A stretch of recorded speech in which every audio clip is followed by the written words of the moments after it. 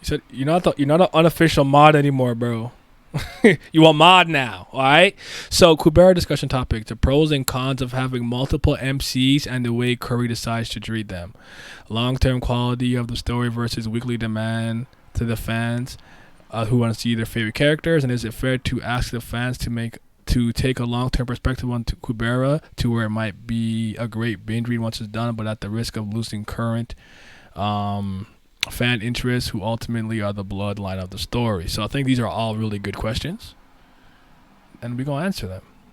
A little something like eeny, meeny, right from the beginning. Smoke a little pack, but the pack never timid. Church, but I'm seeing it. Curse when I'm winning. She need a new back. When it's back, I'ma bend it. Slap up some guinea. Pass me the hen it. Watch a nigga black slipper yak, I'ma quit it. Swerve in the Benzie. Perfume is Fendi. Bob and move fast, real fast like I'm Ricky. That's 'cause I'm pretty. Came from the dirt. Shovel up a nigga can't handle the work. Ooh, y'all, swing with it first. Young white girl like a ramble.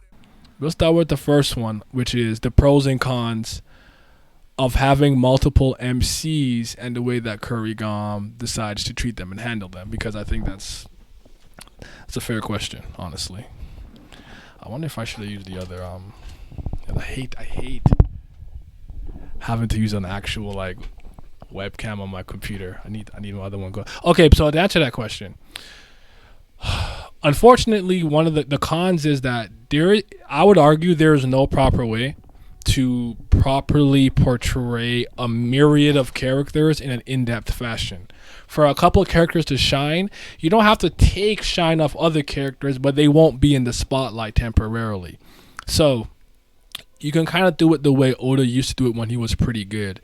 And it's just like you make the moments with them mean a lot. You make them count.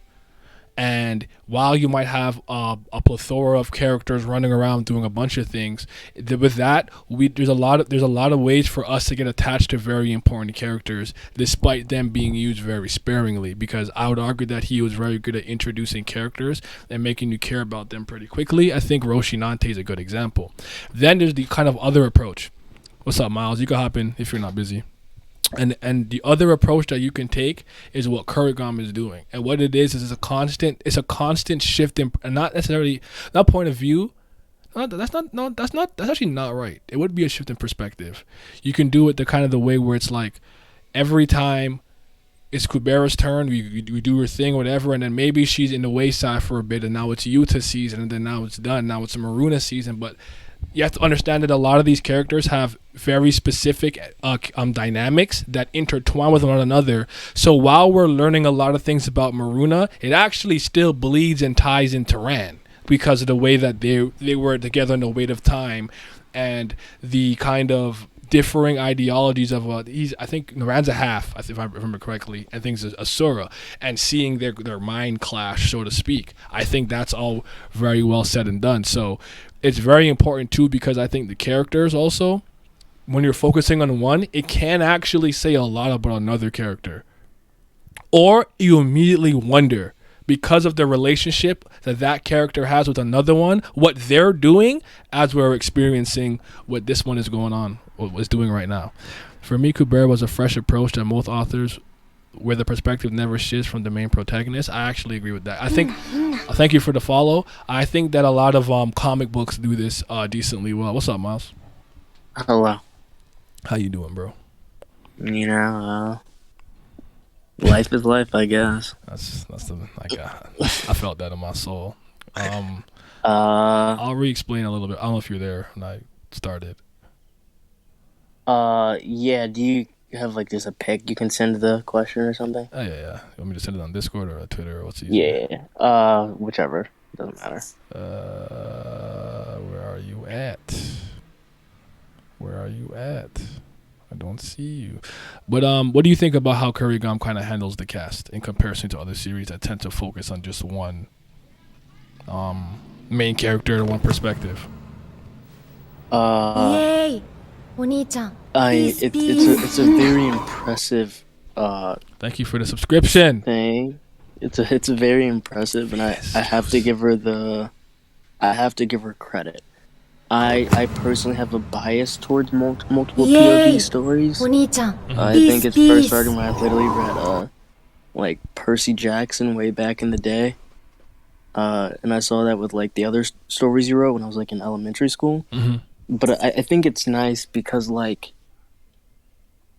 I think when we can peel back the layer of invincibility that most main characters have, which is, you know, sometimes by introducing other main characters, other things, I think it kind of helps just you dive deeper and be more immersed in the story because, like, you can see more characters and they're not as perfect as, like, I think some authors try to prop them up to be, which is good. Yeah. So I'm usually always for it. But again, as you said, it can be a hard thing to do because the question is giving time to characters that no one likes can create a really rough patch. Or if there's a But then character it's that I guess maybe the community likes at large, and you're like, I can't necessarily focus on them for now, it could be very frustrating. Like if I love Lee's, I haven't seen her in years as a weekly reader. You know what I'm saying? yeah. I could see how that could be very frustrating, but I'm okay with it personally. Yes. And I think this is again the thing I always say. I think this is where intent is usually very well shown by authors.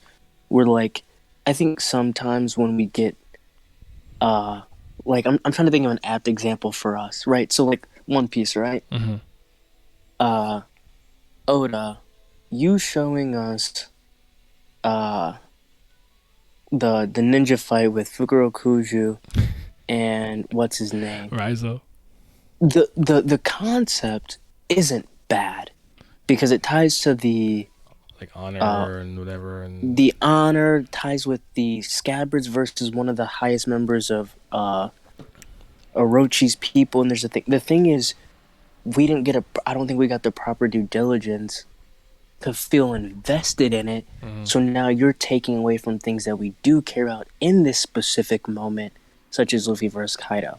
Like, I think it probably would have been a little bit more palatable. Oh my gosh! Wow, English. Palatable if that was just an independent thing removed from other things that we cared about at its time. So I think time and place is also very important in which you add it. Like, so if you're like, I want to add this character that people might not like, try not to add it when like it's the height of like a climax of a specific thing. no, that's well said. Real quick, hold on. Mainly, why the shifting perspective doesn't bother me is the content we get with each MC is equally, if not better than with Lee's. That's not necessarily a bad point. I will Glamo. How you doing? Naglam in chat, but yeah, like okay, so I think maybe I have to I didn't think about it this way, but I think you're right when you said you're biased. I actually would probably say that I have a bias to this. Subjectively speaking, I tend to enjoy this type of storytelling more than following one character. I like shifting point of views and perspectives, but a part of that is because I tend to be very indifferent or not like the MC. I tend to like a lot of the other characters. I mean, you guys have been here long enough to know I like random people like Mule Love a lot. You know, like I just gravitate to someone very random. That's how I am. So following the perspective of like one character, the main character, for more often than not, doesn't really move me. I tend to get a higher level of intrigue and interest when I'm focusing and talking and doing things with other people and other characters. That's when I'm like, oh man, this is dope. I've been waiting for this, so I wanted to see this. So I actually think I agree with you. Like I actually prefer that. So that's probably why it totally like it's like I'm okay with like my character not being focused on for a long time for the sake of the overall narrative being better and more cohesive. At the end of the day, it's like for me, it's like the most important thing is the story making sense from top to bottom and being seamless from start to finish, or as seamless as you can, because we're human, we're gonna make errors, right? I care about that more than like necessarily my characters. Like I have tons of series where my characters do like dope stuff and great things, but the story's mid, and I'd rather flip that, basically have my character die off or whatever, but the story's good, so to speak. Even though I'm a character guy, I care about my characters, so it's hard for me to stay invested if I don't have at least one character I really like. But no, I'm definitely a bigger fan of that. So See, I think this is a weird thing where like I think I'm the at least our end thing is the same, but I'm actually a main character guy through and through. Where I think even if I like try not to, usually the main character is probably my favorite character in the series. Weirdly enough. But I think that's why I want him to not be in the him or her be in the spotlight as much, because I think there's a safety net of me knowing you're going to probably be here. Okay. I don't need to see you all the time because I know like you're gonna be there. It's gonna be okay. Like let me see the others. So I think that's probably why I'm usually okay with it. But yeah, I'm usually a main character merchant. Mm-hmm. That's interesting. Yeah, I'm definitely never like that. Like, if you were able to get me to really like the main character, you did something really something special, and you did it well. Because, especially if they're my favorite character, it's one thing for me to like them. You like that happens, but for them to be my favorite, very rare. Like, Crows, Boya Hadamichi, my literal favorite like manga lead. Like, love that dude. Like, that's hard to do with me. It's tough. I be hating on MCs. I won't lie to you. That's tough. So, yeah. Multiple point of views greater than single POVs. I agree. Take a special ride to make you care about people you normally wouldn't have. Usually the main character isn't my favorite, but in Kubera she is fair. At the very least, it makes them compelling. Like, Kubera is not my favorite character. Like, Lee's never my favorite, I'd say. She was amongst the top for a long time, but she's so intriguing in her own right. Like, there's sometimes a character where I'm like, I don't care about them on an emotional, personal level. I'm not saying that about Lee's. I still do. I want her to be happy. I really do. I promise. But I can be like, I acknowledge their importance and the intrigue they have, even though I don't have an emotional connection to them. Does that make sense? Yes. Yeah, so that happens to me sometimes. Like, maybe for a long time, Chandra, before we kind of grew on me, like, see, Chandra's not a person I'd get along with, but he's interesting, and he ties in with Lila and so many other things. So like, I'm intrigued when he's here, but did I really like him? Probably not for a good moment, because I know I wouldn't get along with the dude. So I'm like, ugh, I want to fight. Right. So yeah.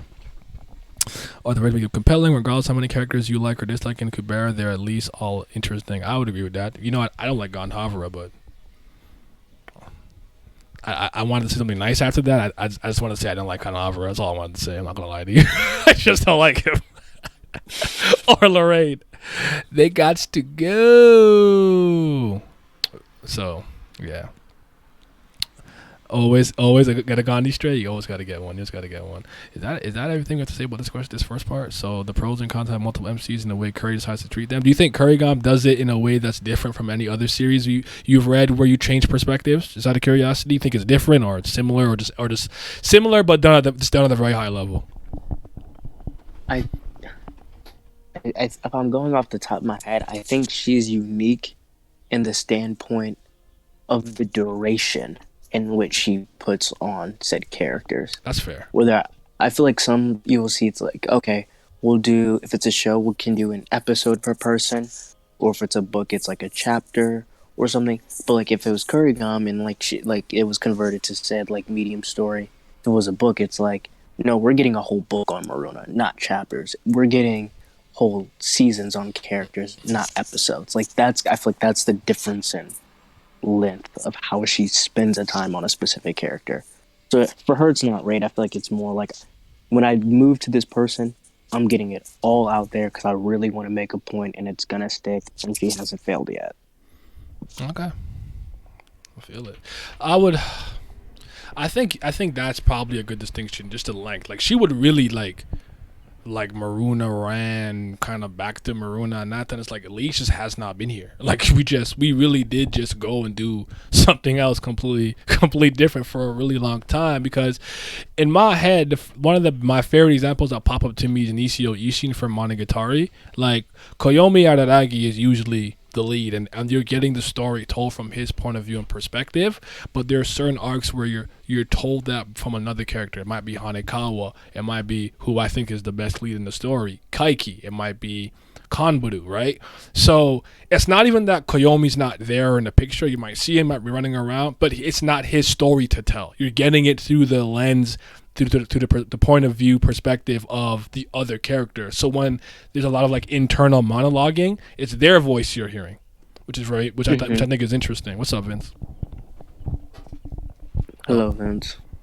Might be muted and getting his stuff ready and stuff, but yeah. Okay.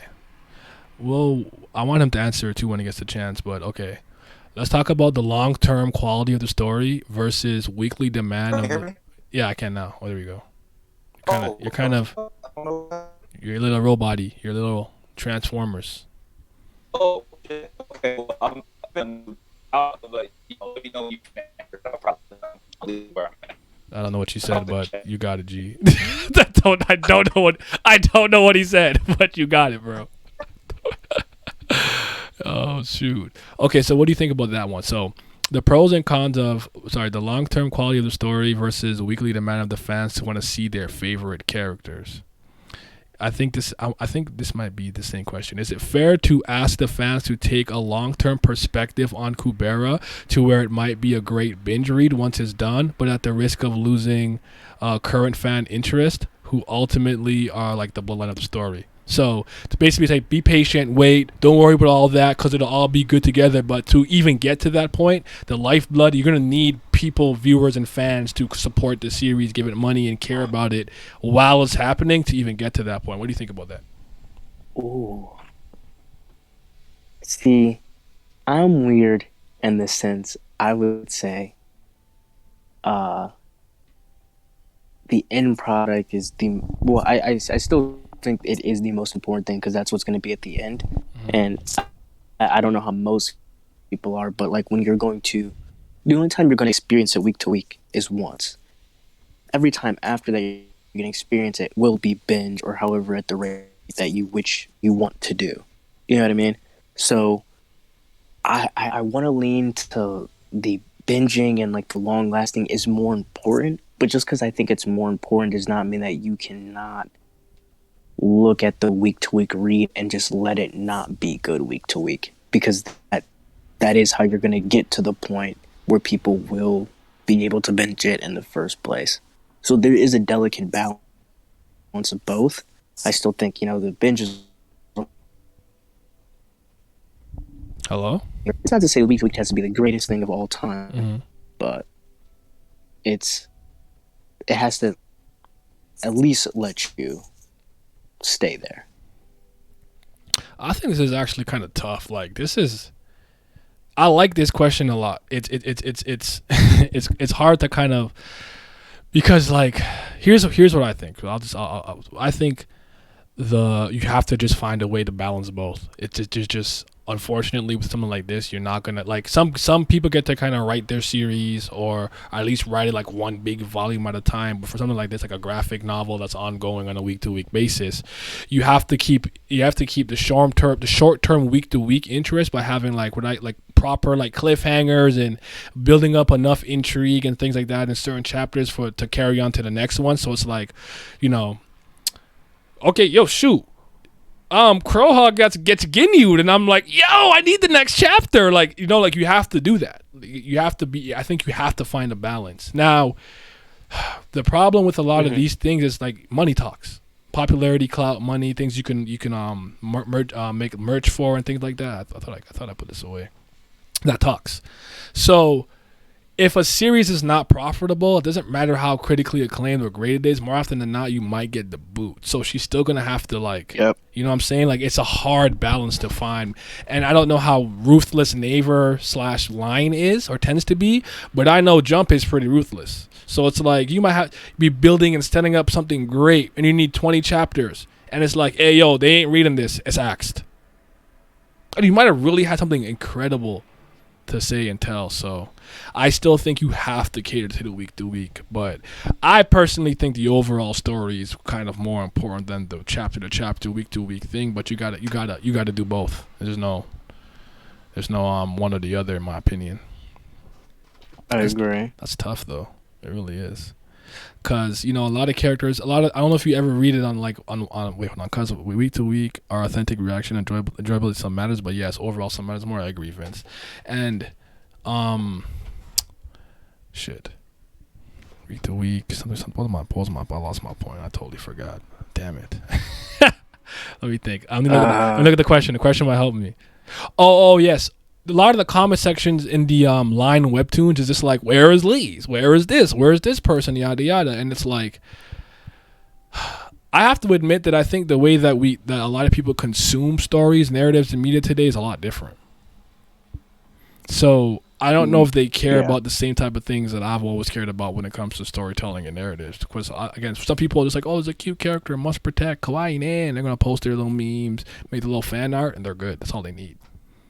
So I think it also depends on, I guess, which demographic or what type of fan you're trying to cater to.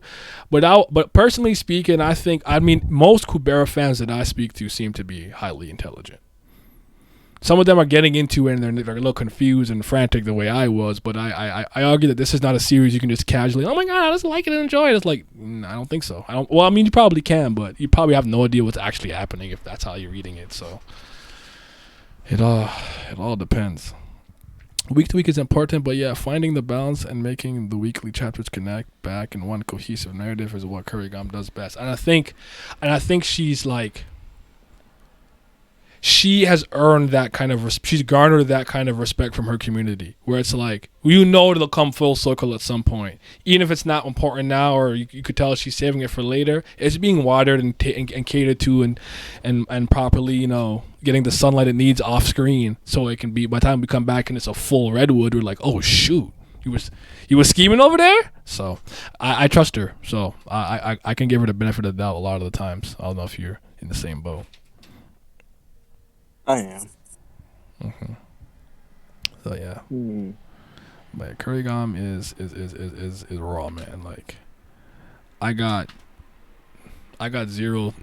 almost no issues with how she is telling the story. I think Kubera in a weird way benefits being underrated like that. You don't have that many incompetent people who reading back. I actually like somewhat agree with that. Like, it obviously would be better for maybe from a monetary standpoint and stuff, and maybe merchandising or whatever, to like have a bit more clout. But I do like that most Kubera fans seem to be pretty level-headed and very, very, very invested in the story, because I guess the community is small and they're very connected, and I like that. That's dope to me. This is one of the better fan bases I've been a part of. I don't think obviously probably no fan base is perfect, and a lot of them are toxic and have toxicity in it. I'm sure there's some Kubera people that are like not it, but I haven't really seen them. The only other community I think is kind of not problematic is JoJo, but they're not perfect either. They think everything is a JoJo reference, and they and they say some egregious things about some of the parts, I would say. But JoJo fans, I genuinely get along with, I'd say. So yeah. Yeah, I would say JoJo fans are just extremely memey by nature, but at least memes usually aren't like bad. Yeah. But yeah, so I think the way that she handles the characters is great. I think the way that she handles how she tells some of their backstories or gets them to be a part of historical events by displacing them throughout time and different possible universes is incredible. Again, I'm always a fan of shifting perspectives and giving enough other characters enough time to shine. And if you're not particularly great at handling a large cast, I think you should keep it small, rein it in, or at least maybe don't have it be ever expanding by the arc. So maybe you have an arc where you have a lot of things going on, but by then you don't leave with everybody. You kind of leave them there, and they stop being relevant. They don't necessarily bleed into latter parts of the series. That's my opinion. And for the week to week and the and trying to like think about the long term storytelling. I think a lot of people have a lot of faith in Kurigam, but I do think that you still got to make it enjoyable week to week. You got to have intrigue, you got to build up stuff, you got to have good arcs, and then you have to kind of end with a kind of cliffhanger thing that's going to make me really want to read the next chapter, buy the fast pass for the next chapter, read the raw for the next chapter, whatever the case may be. I believe that's what I think. So, nah, you haven't seen JoJo Elitist? Stay weird. Is it me? Kurigam should have a Patreon so we can support it. I think I'd be dope. I would support. I kind of agree, but I don't think Webtoon would allow that. Yeah, Webtoon I know is a little weird. I've been saying since for like 3 years, Miles, that I would like learn how Naver works. I still don't know how they work. Yeah, Naver. I don't know. That is weird. Then they're pretty. I feel like the way in which they even advertise stuff is just horrible. But Yeah. It is what it is. I have 2 questions for you and the chat. What's up?